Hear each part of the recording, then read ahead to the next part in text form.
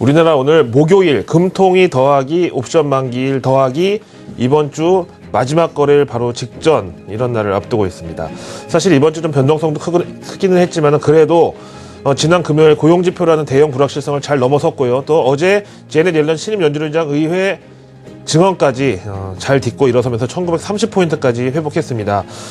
사실 지난 이머징 마켓 투매 때는 우리는 버텨도 상관없는데 그때 무너졌었고요. 어제 같은 날은 좀 힘껏 올라도 되는데 또 올라야 되는 날 못 올랐다는 거죠. 좀 그런 게 좀 아직까지는 좀 한국 증시의 체력이 조금 보강이 필요하지 않나라고 생각하는데, 앞에서 이제 장영혁 차장께서도 얘기하셨지만은 체력 보강에 있어서 도대체 뭐가 약일까? 이건 좀 생각을 해봐야 되는 시점이 되겠습니다. 자, 오늘 미증시 마감 브리핑 준비했고요. 그 다음에 이제 올해 2014년 연말 S&P 500 지수에 대한 이제 전망이 대부분 이제 완성이 됐는데, 여기에 대한 월가 시각도 어떤지 한번 들어보기로 하고요.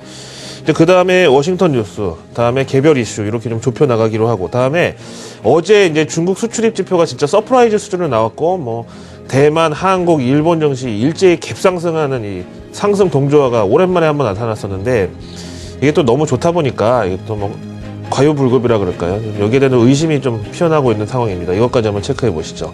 먼저 미증시 마감 브리핑. 오늘 어떠한 연유로 미증시가 조정을 받았는지 한번 들어보실까요? 로이터 통신입니다. S&P 500 지수가 4거래일간의 랠리를 끝마쳤다. 근데 그 이후로 P&G라는 개별 종목이 등장을 하고 있죠. 제목에 나오는 찬물은 먹으면 시원하고 좋은 찬물이 아니라 이제 랠리에 찬물을 끼얹었다는 거니까 이제 좋지 않은 건데, 도대체 P&G가 뭘 잘못을 했냐면은요, 이제 바로 실적 전망을 하향한 게 이슈였는데, 아니 개별 종목 하나가 미증시 지난 금요일부터 벌써 4거래를 이어온 랠리를 강제 종료시켰다. 근데 이거는 또 나름 인정을 해야 되는 측면이 있는 게요, P&G가 갖고 있는 이 세계 최대 생필품 회사라는 네임밸류, 그리고 블루칩 위주인 다우지수 구성 종목이라는 대표성, 여기다가 미국의 가장 대표적인 다국적 기업이라는 위상, 이런 것들이 있죠. 대체 그런 P&G가 왜 실적 전망을 하향했는지 그 이유가 중요할 것 같은데요. 바로 신흥국 환 리스크 확대로 실적 전망을 보수적으로 수정한다라고 했는데, P&G 도대체 뭔가 백문이 불여의견이라고요. 요즘에 인기 많은 페브리즈를 비롯해가지고 지금 TV 보시는 시청자분들도요, 당장 목욕탕에 달려가시면 이 P&G 제품이 하나는 반드시 있습니다. 그만큼 이제 대표적인 다국적 생필품 제조 판매사 이렇게 되고요. 어떨 때는 이제 경기 방어주로서 경기가 안 좋을 때는 이런 생필품 관련주로 경기 방어주 역할도 하고, 또 경기가 좋을 때는 또 소비의 바로미터 역할도 하기도 하고, 그만큼 이제 중요한데요. 이제 다국적 기업이니까 당연히 이제 우리나라 수출 기업들 시총 상위 종목들하고 마찬가지로 이 환율에 대해서 민감할 수밖에 없잖아요. 근데 이제 다시 원문에 돌아오시면은 최근에 이머징 마켓에 이제 이 통화 불안, 환율 불안 이런 거에 대해서 이제 매출이 조금 여기에 영향을 받을 여지가 있다. 그러면서 이제 언급한 게 아르헨티나 페소, 터키의 리라, 남아프리카의 란드화, 러시아의 루블, 우크라이나의 이게 뭐라고 읽어야 돼요? 하여튼 우크라이나 화폐, 그 다음에 브라질의 헤알화, 여기까지 언급을 했고요. 당연히 한국에 대한 언급은 없었습니다. 당연하죠. 혹시라도 여기서 좀 얘기하면 조금 찜찜할 뻔했는데, 어쨌든 이런 이 신흥국들의 통화 가치가 변동성이 커지면서 실적 가이던스를 좀 보수적으로 하향했다라는 얘기가 나왔고요. P&G 오늘 하루 동안에 1.72% 하락을 했는데, 시총도 상당히 크고 또 비교적 안정적인 이 종목이 저 정도 1.7% 빠졌다는 거는 일단 확실하게 이 시장의 미움을 샀던 게 맞고, 시장에서의 리액션도 실적 가이던스 하향에 대해서 분명한 조치를 취했다. 비중을 줄이고 이런 식으로 볼 수 있고요. 자, 일단 우리가 지난 이 제넷 옐런 신임 연준의장 이제 의회 증언에다가 지난 금요일날 고용지표에다가 여러 가지 이슈들 때문에 이제 잠시 잊고 있었지만, 지금은 누가 뭐래도 이제 어닝 시즌이잖아요. 여기에 대해서 미국 어닝 시즌은 어떤 특징을 갖고 있는지 골드만삭스 리서치에서 4가지로 정리해놨더라고요. 미국 어닝 시즌 4대 테마 무엇이냐? 매출 증가 대신에 영업이익률 개선을 통한 실적 증가는 이제 한계에 다다랐다. 이게 무슨 얘기인지 아시죠? 그동안 이제 벌써 한 5년 됐잖아요. 미국 기업들이 실제 매출 증가가 아닌 비용을 감축하는 식으로 이렇게 마른 수건을 쥐어짜는 식의 실적 호조를 이어왔는데, 그것도 이제 한계에 다다랐다. 진짜 아무것도 안 나오더라, 아무리 짜도요. 그 다음에 두 번째는 이머징 마켓에 대해서 이제 앞에서 나왔었잖아요. 기업별로 조금 전망은 온도차가 있긴 하지만 그래도 우상향에 대한 기대감은 여전히 낙관적이다. 그 다음에 세 번째, 이제 미국 기업들이 사상 최대의 현금을 확보하고 있는데, 그래서 요거는 뭐 우리나라 대기업들도 한때 그렇다고 했지만은 뭐 이번에 유동성 위기 바람 불면서 보니까 회사채도 뭐 그렇고 안 좋은 상황에서 진짜 캐시가 있는 게 버텨줘야 되는데, 지금 보면 우리나라는 사실 사상 누각 수준이었잖아요. 근데 미국 기업들은 진짜다. 이거를 배당을 할지 아니면 M&A를 활발하게 할지 아니면 R&D에 투자를 할지 채용을 늘릴지 이건 모르지만 어쨌든 총알을 비축해 놓고 있긴 한데, 이거를 쏘기 위해서는 뭔가 경기에 대한 확신 이런 게 필요하지 않겠느냐는 거죠. 다음에 네 번째, 앞에서 P&G 또 보셨겠지만은 연준 테이퍼는 이미 시작됐고요. 그 다음에 올해 이 테이퍼가 계속 진행이 될지, 뭐 언제 끝날지, 혹은 중간에 어떤 변화가 있을지, 이게 다 불확실성이기 때문에 달러 가치 변동성이 확대될 것으로 본다. 그래서 미국의 수출 기업들은 이런 환 리스크 때문에 실적 가이던스를 설정하는 데 있어서 좀 상당히 난항을 겪고 있다, 이 얘기고요. 자, 이어서 오늘 미증시 관련된 현지 전문가 시황 들어보시죠. 소시에테 제네럴 애널리스트인데요. 어제 옐런 랠리는 사실상 종료가 됐다. 결국은 옐런 의회 직원이 남긴 것은 두 가지인데, 물론 이제 상원은 아직 안 했습니다만 뭐 하원하고 뭐 내용은 대동소이할 것이고요. 만약에 하원에서 안 한 얘기 상원에서 하면은 또 하원 의원들이 또 화가 나잖아요. 이제 뭐 정치라는 건 다 그렇지만은 어쨌든 그런데 연기가 됐다는 거는 뭐 큰 이슈는 전 아니라고 보고요. 테이퍼 고수 의지가 첫 번째. 그 다음에 향후 장기 통화 정책에 대해서는 초저금리 유지라는 비둘기파적인 메시지. 요 두 가지를 결국 시장에 남겼고, 저걸 더하고 빼면 그냥 본전 아닌가요? 그래서 어제 그 옐런 랠리는 그 성분이 안도 랠리였다, 불확실성 제거 정도였다라고 봐야 되겠죠. 결국 또 오늘 미증시 상승세가 멈추면서 이게 좀 증명이 됐고요. 그래서 앞에 이제 최희만 앵커님께서 상원 이 지네 옐런 신임 연준의장 이 증언이 왜 연기됐느냐, 진짜로 날씨 탓이 맞고요. 이제 어제 하원 같은 경우는 갑자기 부채 한도안 표결을 했잖아요. 이게 이제 눈폭풍이 온다는 일기예보 때문에 미리 했다고 하니까 뭐 약간의 득실은 시장에 있었지만 뭐 재료로서의 영향력은 뉴트럴이라고 봐야 되겠죠. 앞에서 말씀드렸지만 이제 월가 주요 금융사들의 S&P 500 지수 올해 이제 이 전망에 대해서 어느 정도 윤곽이 나오고 있는데요. 이거 한번 보실까요? S&P 500 지수를 우리나라 코스피하고 대입하면은 좀 단순 수치 비교 정도가 가능한데요. 먼저 1900포인트 미만을 바라본 회사는 웰스파고, 스티펠 니콜라스, 그 다음에 도이체bank. 1900포인트 미만으로 본 데가 이렇고요.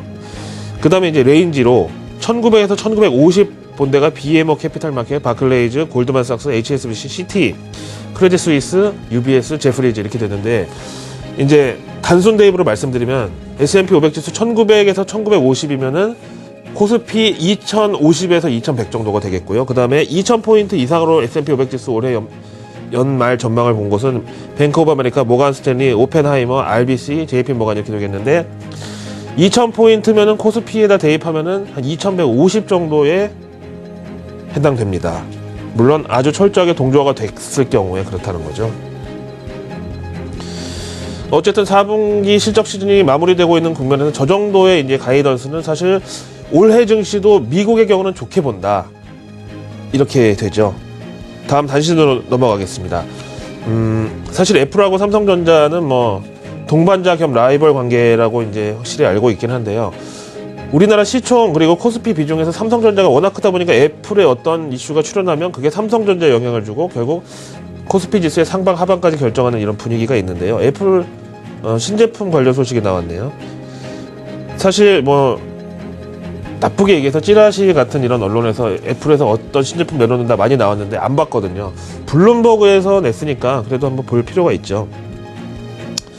원래 애플 TV가 나온다고 했었잖아요. 근데 TV 전 단계로 이제 셋톱박스, 이제 저거를 중간에 연결해가지고 TV에다 갖다 꽂으면은 여러 가지 컨텐츠를 TV로 볼 수 있는 이건데요. 4월에 출시 예정이라네요. 사실 i 시리즈의 거의 백미는 ITV라고 그러죠. 물론 이제 스마트 TV는 우리나라 삼성전자, LG전자가 먼저 치고 나갔는데, 설명드리면은요, 애플에서 이제 TV를 준비를 하고 있는데 이제 아직 출시 일자는 미정이고요. TV를 집에 갖고 있잖아요. 그래서 애플 시리즈, 뭐 아이폰이든 아이패드든 아이팟이든 뭐 아이맥이든 노트북이든 이걸 가진 사람이 집에 딱 들어가는 순간 블루투스로 이게 동기화가 되면서 모든 기능을 TV를 통해서 다 사용할 수 있는 이런 사령탑이 완성되는 그런 개념이고요. 그러니까 이제 스마트폰에서 카카오톡 오면 TV로 그걸 보면서 할 수 있고, 그 다음에 아이팟에서 음악 MP3 다운받으면 그걸 또 TV를 통해서 다운받아서 볼 수도 있고, 이제 그 다음에 아이맥에 있는 노트북에 있는 컨텐츠도 또 TV로 보고, 이렇게 해서 내가 갖고 있는 i 시리즈 애플 기기가 다 같이 동기화되는 이게 이제 결정판이 TV인데 그 전 단계로 나온 거고요. 이제 개념은 이런 식입니다.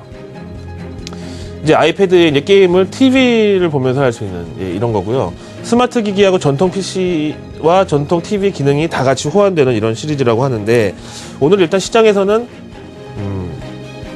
확실하지 않으니까 뭐 좀 지켜보자, 이제 이런 주가 반응은 일단 나왔었다고 말씀드리고요.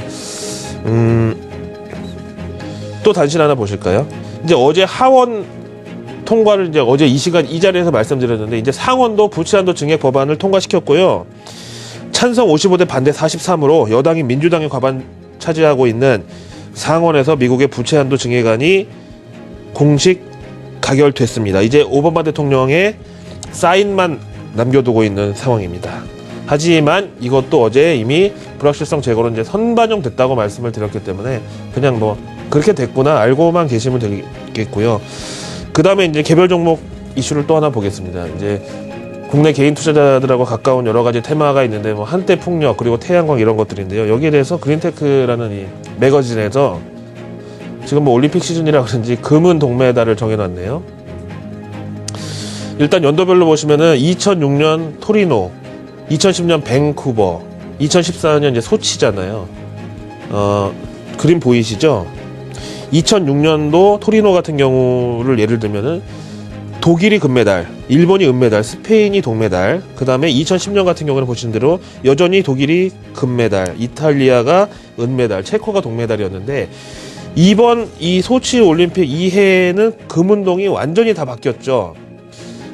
보시다시피 중국이 금메달, 일본이 은메달, 미국이 갑자기 동메달로 치고 올라왔는데, 이제 이것도 이제 업황 확대 효과에 대해서 어떻게 생각하냐면은, 중국이 뭐 하나 손대면은 그냥 엄청난 수요가 폭발을 하죠. 미국도 마찬가지고. 보시다시피 글로벌 G3라고 할 수 있는 이 나라들이 이제 태양광에 드라이브를 걸기 시작해서 폴리실리콘 업황 확대에 대해서는 진짜 시장 확대만큼은 확실하다. 그동안에 뭐 금메달, 은메달, 동메달 다 있었지만 이 막대 그래프의 일단 사이즈 자체가 다르잖아요. 그렇죠? 이렇게 나와 있네요. 그 다음에 이제 어제 우리나라 장중에 중국 수출입 지표 나왔는데, 이거 이후에 이제 시장이 서프라이즈다 해가지고 갭상승했지만 결국 상승폭을 지켜내지는 못했습니다. 월가의 평가를 한번 보실 텐데요. 월스트리트 저널 함께 보시죠. 중국의 수출입 지표 서프라이즈, 이게 과연 믿어도 될까 이제 이러면서 예상치가 0.1% 정도 오를 거라고 봤는데 실제 결과가 수출 10.6, 수입 10%. 예상치 대비 10배도 아니고 100배죠, 100배. 0.1에 10배면 1%잖아요. 그거에 또 10배는 10%고요. 그러니까 너무 잘 나오니까 이게 좀 왜곡된 것 같다는 설명인데요. 월가 중국 이코노미스트들 의견 3편만 들어볼까요? 먼저 바클레이즈. 춘절 연휴가 워낙 길어서 1월에 미리 수출입 물량을 처리하느라고 그런 것들이 한꺼번에 몰리면서 지표를 부풀렸다. 2월에는 다시 떨어질 것이다. 다음에 시티그룹. 중국의 유통구조가 복잡하다는 것을 감안할 때 이 물량 확보 때문에 원래 연초에는 수출입 물동량이 과장되는 경향이 있다고 하네요. 시티그룹이요. 그 다음에 이제 시티에 이어서 세 번째 이제 노무라로 갈게요.